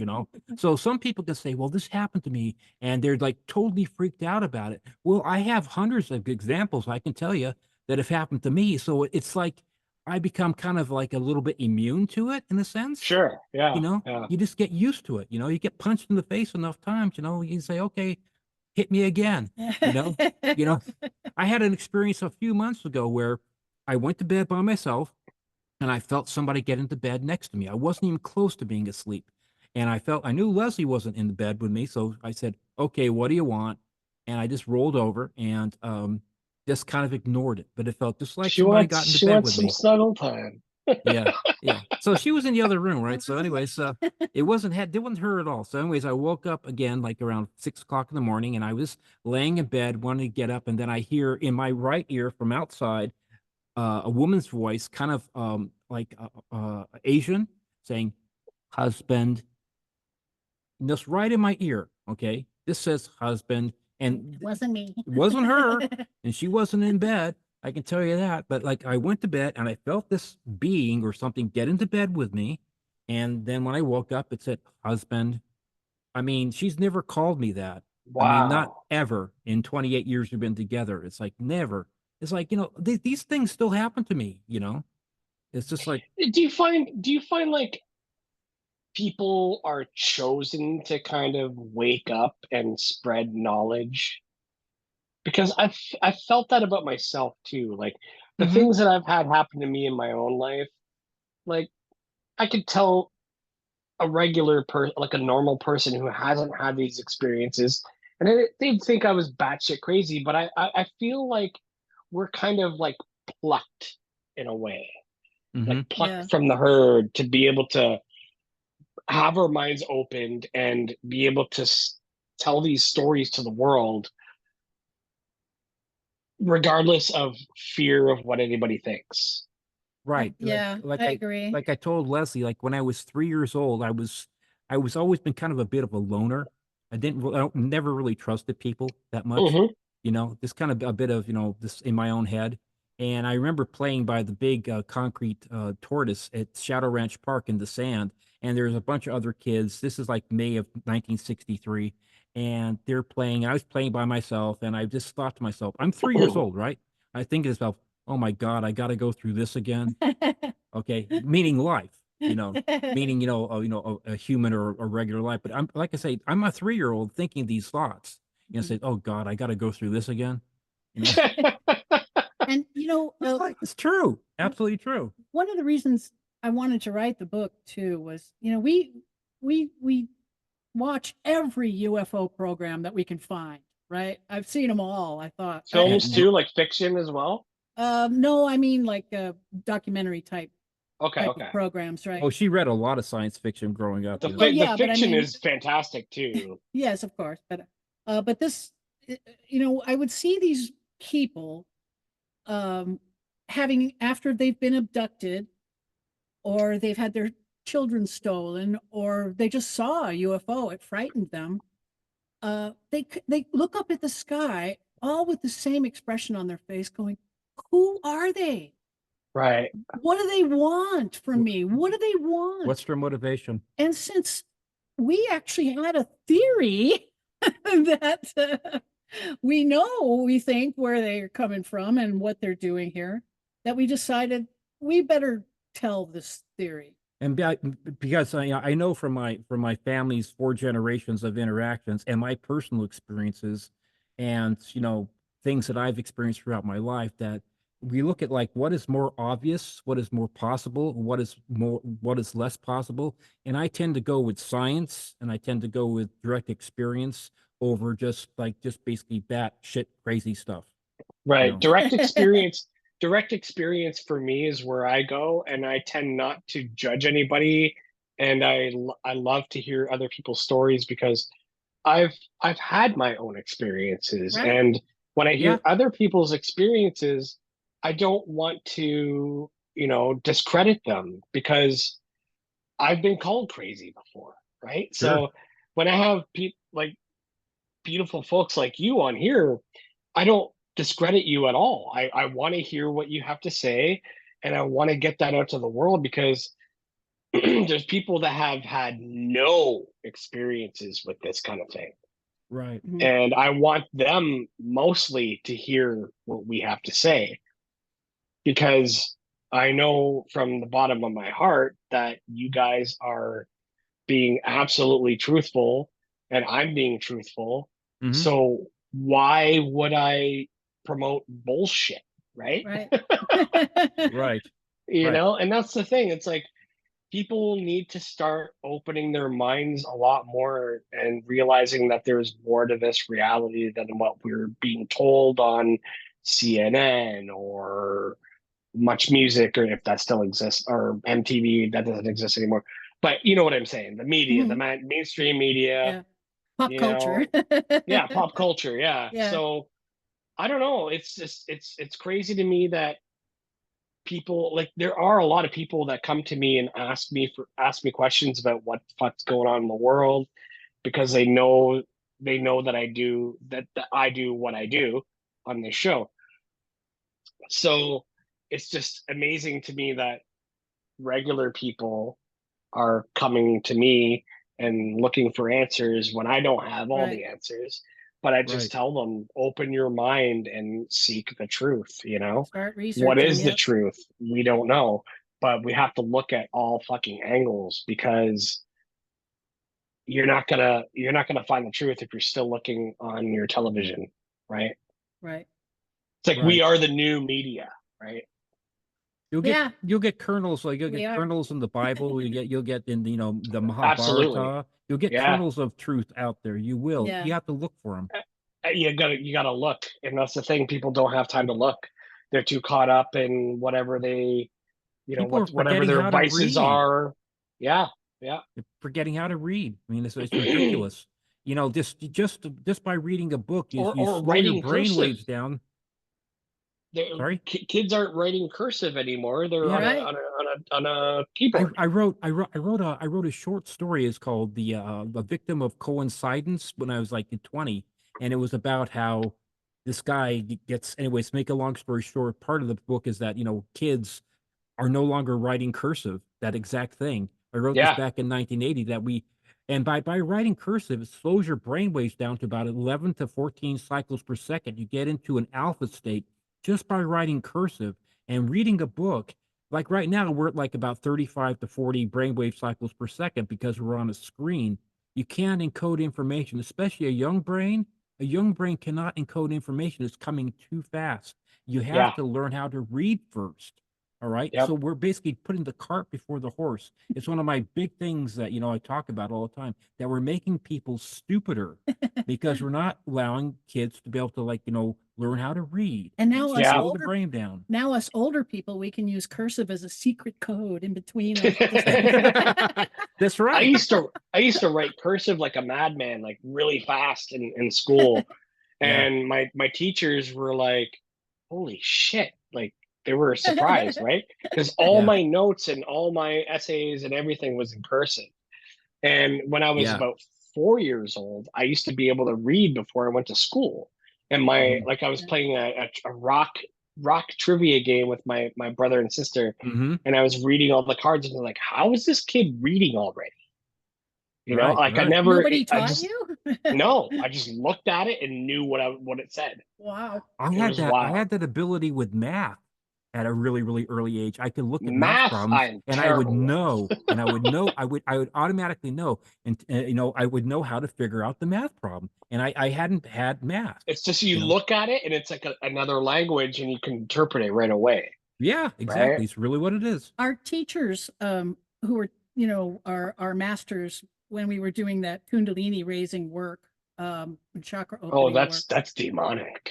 Oh yeah, right. Yeah. Well, Yeah, we heard that I over the thought it was weekend too. nice Yeah. that when we were doing that, the teachers were telling us that when you're a child, your brain, we're using about 5% of our brains at when we're children, but then when we get older, it narrows to about 3%. And so we have abilities as children that we lose later in life. That's because And we're indoctrinated in the education system. and also, I think just a physical thing, we slowly close as we get older. But with when you do this work, it opens the stuff back up. And when I was a child, I had a superpower. Nobody could lie to me. I was the human lie detector. I could hear the difference between truth and a lie. Like truth to me felt like a ding kind of feeling, and like a vibration, but against your aura rather than your ears. Sure. And a falsehood would sound like dong. And I had that power as a child, which was really useful, trying to figure out the world. Then as I got older, it disappeared. But as we were doing this Kundalini raising work and kind of forcing the part of the brain back open again, The suddenly soul. the power came back. And while I was doing it, but I stopped doing the Kundalini work because it started to be creepy. I started to hear into the astral realm in the waking state. During the day. Oh, Yeah, I'd be like wow. typing along at work, and then I'd hear somebody say something right behind me, and I would turn, and there'd be nobody there, and then Wow. started to freak me out a little. So I stopped doing the I work said, after I that. said, welcome to my Yeah. world. It's been going on for them forever. One Yeah, of it's the like, one of the awesome biblical quotes that I always love to resort to is that God did not give us a spirit of fear, but of love and a sound mind. Right. So if you're mhm. hearing those voices in the astral while you're awake, don't fear it. Just kind of connect with it. And Stephen, I want to ask you a quick question about those disembodied voices that you heard back or whenever all the time. Were they very quick and did they have like a slight echo to it? Well, sometimes like I told you about the one when that said, "Do you want me to help you get out of your body?" That was very Yeah. intentional. It was very, with just like I'm speaking to you now, but with a deeper, more of a baritone voice. Okay. Right. Sometimes be quick. Sometimes they'll be less intelligible. Um, it just depends. Like when I was 25, I used to take like a lunchtime, like kind of a nap in between doing cabinet making, and I would lay down in my bed and I would just be relaxing, like just really, really relax, and I'd start to hear two guys talking like DJs on a radio station, right? And I'd Mm. hear music playing, and I thought to myself, the first time I thought, and my neighbor, why is he blasting that station so loud, And so I got out of bed and there was no music on in the house. My dad wasn't there. There no TV on. He wasn't playing it. So I went back to bed. I just relaxed myself again, and the same thing happened again. The two guys are talking, and they're listening to like some rock and roll music, you know. They While they're couldn't quite talking, make out I what they were couldn't quite saying, make though, out what yeah. they're saying, but I was able to repeat this on 2 or 3 different times, and I kind of got bored with it in a sense. You know, I didn't know what the meaning of it was, but so, you know, I was like, okay, I get really relaxed into like a Tai Chi type state, and I can pick up. It's like, am I hearing things through my teeth, through my fillings or something? But Right, it right, right. was Yeah. it was just like, you know, it's like I have so many things and stories I've heard from my parents and my brother and my sister. It's just like they become this like part of me. It's like it doesn't really have, you know, that much of a impact apart from this like, you know, my dreams are kind of like, you know, my dreams are very, very intense that I have. They have Same all the here. aspects, full color, full sound, Yep. touch, taste, the whole bit. I mean, I Like write you're pieces of actually there. It's more fluid yeah, than this it's reality. always in the twilight. It's always the color. I mean, the lighting is twilight, like you're in the twilight world. You know, it's just, Yeah. you Right. know, in between dark and light, and it's you know, I'll have full conversations. In fact, I've had this recurring dream or this encounter over the past 20 or 30 years. It's happened to maybe 10 times where I will feel this vibration in in my body, and then I'll hear this low hum, and I'll look up into the sky. Sometimes I'm at the beach, like at Malibu at twilight, or in my backyard, and I will see an airplane go overhead. Okay. And then the next one goes by, turns into a little bit more like a UFO. And then it usually turns into like a box or then a rectangle. And then sometimes the UFO will stop and an entity will come down and will basically confront me. And the last time it happened, about almost a year ago, They were, Leslie was there in my dream, and my mom was there, and my sister, and a friend of ours. And this entity was really ticked off at me, and it turned into this UFO came down, it turned into this tall entity, and it said, "I'm going to hit you with a billion effing volts or something, whatever." And then it tried to like zap me with this electrical bolt, whatever. And then it leaves. And then I sit down, I said, "Get everybody here, see this, you know." And we all sit down at a table and we're having this long conversation about this really happened, right? You saw that, right? I said, "Oh yeah, I saw it," you know. So we're having this conversation about this. But see, this alien thing, it always starts the same way. It starts with a hum that I first feel, and then I hear the same thing. It starts the same way, and I see the same ones go by, and then sometimes they'll land, and sometimes they won't. and this But is a recurring dream that's it's a followed him recurring for thing that many years happens. Right. now. Yeah. But it starts with a I physical feeling in my body first. First off, the reason why I asked you the question about the disembodied voices, if it had an echo or not, is because the house that I lived in when I was a child, it was also a baritone voice. Really? Mhm. And every time that I heard it, including uh, the person that heard it with me, and it was like a disembodied, quick voice. But also, I also have a recurring dream where it's super vivid, and I'm looking outside of my building, and the UFO is coming down, and it starts zapping people and like disintegrating them. And everybody's freaking out except for me. I don't know why, but everybody's freaking out, and I'm just remaining calm. Like, no, no, no, no, no, don't be scared. They want you to be scared. Do you have Mhm. any thoughts on that? Like, I don't know. Like, I don't consider you dream interpreters or anything, but that's No, a common yeah, theme for me. yeah, dream interpretation is one of those things that it's like when you go down that path, it's like it may not be right at all, you know. So I really kind of avoid that. In fact, I don't even want people to interpret my dreams because it Yeah. may, you know, it's like where it depends on where they're coming from as far as what they interpret the dream as being. You know, they could interpret like that. We when we did this 4th of July fair thing we did, right, in Big Bear, there's this one lady that started talking to us, and she obviously thought that everything it was demonic. You know, she said, Oh yeah, yeah. you got to this, got to, and you got to invoke the name of the The name Lord of Jesus Jesus. Christ, Yeah, name yeah. of Jesus, and you know, I tried to talk about UFOs with some of my friends that are musicians. Says, oh, uh, those are demons. We don't talk about Yeah, them. yeah. They're demons. It's just basically shut off. You're gonna go nowhere with them, you know?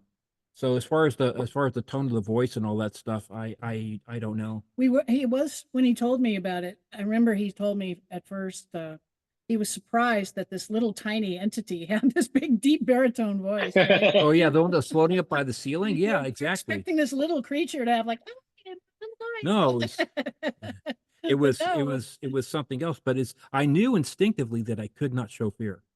I knew that I had to basically set a limitation. I don't even know why I said that, but something my intuition just told me I have to say that, or not give Stand away your my ground and don't be scared. stand my Yeah. ground. Yeah, not be scared, but also to not show not show fear, but also to be logical. I guess you Well, I call think it. that's a thing that all humanity has in common is the fear of the unknown, right? Even including Mhm. death, right?